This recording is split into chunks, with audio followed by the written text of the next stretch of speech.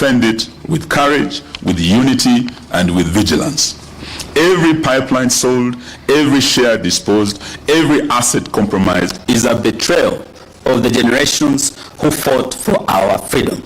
We call on every citizen, every institution, every civil society organization, and every community to rise up.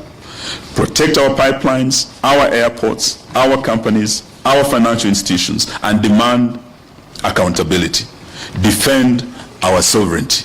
Let no one mistake silence for consent. We must defend our assets, our minerals, like the gold in Migori, Kakamega, and Busia, that are now under invasion, to restore dignity and reclaim our republic.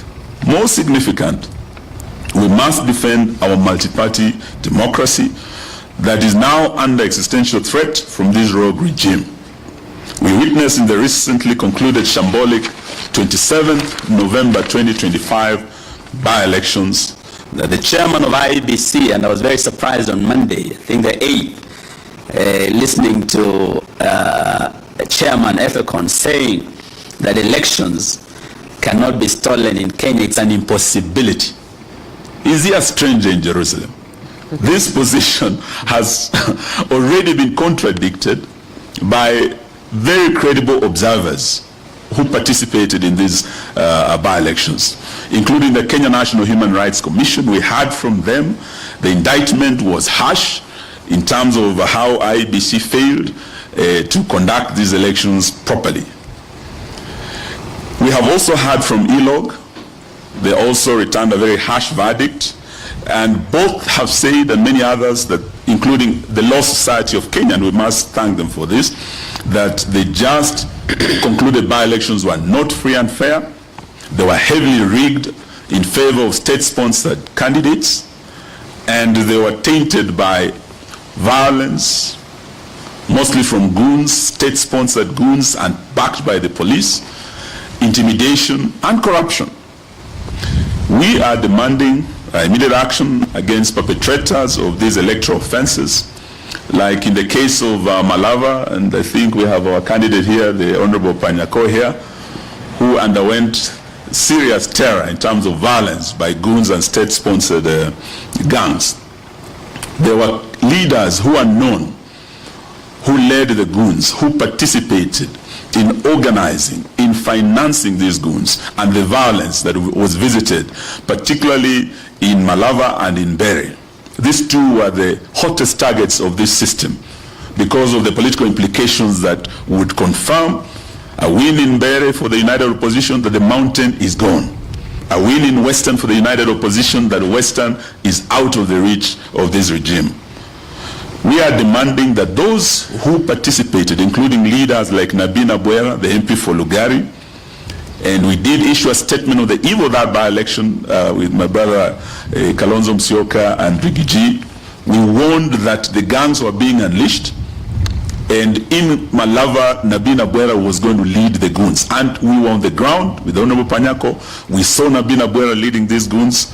We saw Stanley Livondo leading the goons. We saw former CS Sports, Rashid Echesa leading the goons. We saw Esther Muhanda, Women Rep Kakamega, distributing relief food, mattresses, blankets. All these are documented, and PSs, Beatrice Nyangala and others. These are people who are known. Reports have been made of IEBC to the police. What we are demanding is action, that all these leaders be held to account. And IEBC has the powers to call off an election because of violence, where there were deaths like in Kaspul, 2 people died, in Chwele, 1 person died, many were maimed, vehicles burned. They had the powers to call off this election, but they did nothing. They have the powers to actually suspend anyone who participated in this perpetration of violence, including barring them in participating in future elections, and barring them, recommending them being barred from holding public office in future. This is how we are going to tame these ugly scourge of violence in our elections. Because under Article 81, where there is violence, we cannot say there's been free and fair election in the face of intimidation and corruption. So we are demanding that that action be taken. And we are also, as we had announced before, looking at taking action against the chairman himself and the CEO Marjan. The united opposition therefore pledges that national assets belong to the people. They will never be sold without the consent of the people of Kenya, including Safaricom. Sovereignty and constitutional rule are not negotiable. This is what our forefathers fought for. This is why we are celebrating Jamhuri Day tomorrow.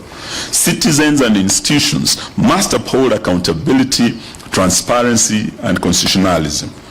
We will resist attempts to diminish our republic through Rutopreneurship, Rutobotomship, and Rutoism. As we end, we know that after Jamhuri tomorrow, the nation will be preparing for Christmas. But it's going to be a very bleak Christmas for many Kenyans because of the economic situation in this country. Many families can hardly put food on the table. Many with pay slips are depressed. They have nothing to take home for Christmas. And we also have many who are facing drought up north, Mandera, Wajir, Garissa. And this is a situation that we are now demanding that even as we go to Christmas, Kenya is facing serious drought. Yet this regime chose to actually use relief food like beans, rice that they were distributing to bribe voters in rain-rich areas like Kakamega, where it rains almost every day and we have enough food. This is what they were using. Relief food that should have gone to northern Kenya came to western Kenya, went to the mountain and other areas where we had elections. We also had non-food items like blankets, mattresses being distributed by CSs, PSs, and officials of this government, including letters of appointment being distributed by the Prime Cabinet Secretary in public at rallies to woo voters.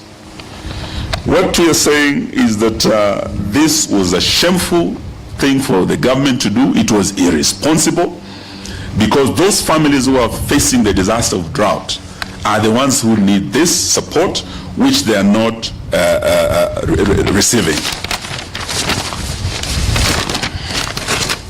So we are calling for urgent and immediate support by both the national and county governments, and we urge county governments to reallocate their budgets to address the urgency of now, particularly because of the drought. And we're also calling upon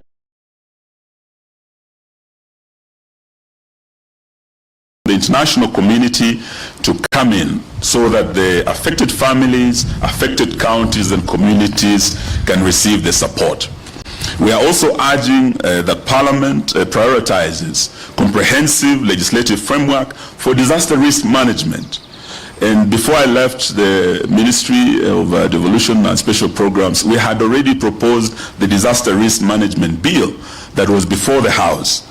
This bill is currently undergoing mediation through a committee of both houses, and we are urging that the same be prioritized and be fast-tracked because it has all the mechanisms required to improve coordination between national government, the county governments, and international players in disaster risk management. In spite of these early warning mechanisms put in place by NDMA, the Logical Department, this government has failed up to now as we speak. And we've heard the cry of the people of Mandera and other counties to put in place remedial measures such as facing drought, livestock, and God forbid if we lose any lives this Christmas. This is that the money that they have been splashing all over, they cannot say the government has no money to start this animal offtake, to cushion these families when they have been splashing millions and millions on these by-elections. So we demand immediate action to avert any further losses of livestock or lives of our fellow Kenyans.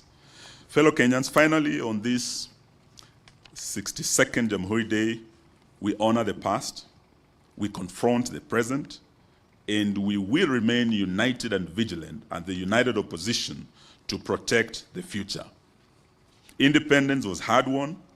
The Constitution was a gift of the second liberation. Today, we defend both with courage, conviction, and unity. Kenya shall not be sold. Kenya shall not be auctioned. Kenya shall not be colonized by outsiders and insiders and their cronies. We thank you all for coming to listen to us. May God bless our republic, and may we take this opportunity to wish you all a Merry Christmas and a Happy New Year. And I would like to invite my colleagues to also wish Kenyans a Merry Christmas and say a few words. His Excellency, Dr. Stephen Kalonzo Musyoka. Karibu, karibu. Well, thank you. We stand